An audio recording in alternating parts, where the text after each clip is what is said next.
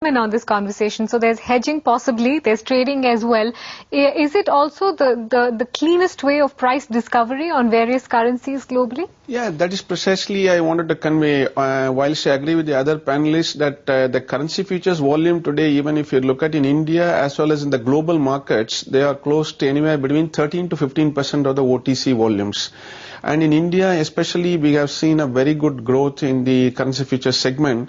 And if you look at the outstanding open interest, definitely it is growing month on month. So that effectively shows that there is some interest of hedge in the market which is seen, because currency futures is one segment because it is standardized. This price discovery is very fast and it can be done very effectively.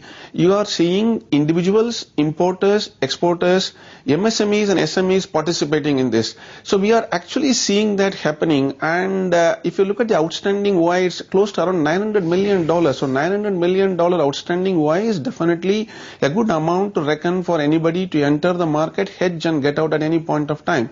So to that extent, I would say this is a market meant for hedgers, this is a market meant for traders, and this is a market meant for investors as well. Anand, so we've got some of the brass tacks in place in terms of what it means, who it makes sense for, why it's done.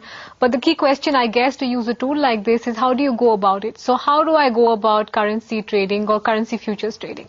To answer your question, Mitali, it's a very complicated question on hedging really. It's not an easy answer. The fact is there are some obvious exposures, there are some not so obvious exposures. And like Jamal said, there are traders who are doing this, also for a separate punting, speculative kind of exercise. Should we be involved in the currency markets at all? Clearly as corporates, definitely we should be. I think the days where a software company could say that their core competency was software and they were not worried about FX has gone. If dollar rupee can move from 39 to 52 and then back again to 44, that can kill a company's bottom line or top line, right? So whether you like it or not, you have to manage that risk, right?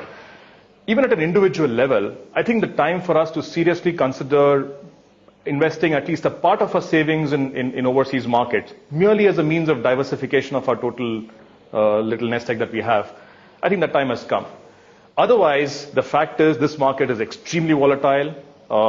If you're doing this purely for speculation or you think you can get some, quick money in fast, caveat emptor, this market can be bananas. This market can be very, very volatile. Absolutely. Just ask a technology CFO. They've been considering getting Paul the Octopus in to call where these currencies are headed. But let's take a break on that note. When we come back, we'll scratch the surface a bit more in terms of how to go about trading in the currency futures market, what you mean when you set out a margin, and what kind of potential upside there is in this kind of market. All that coming up.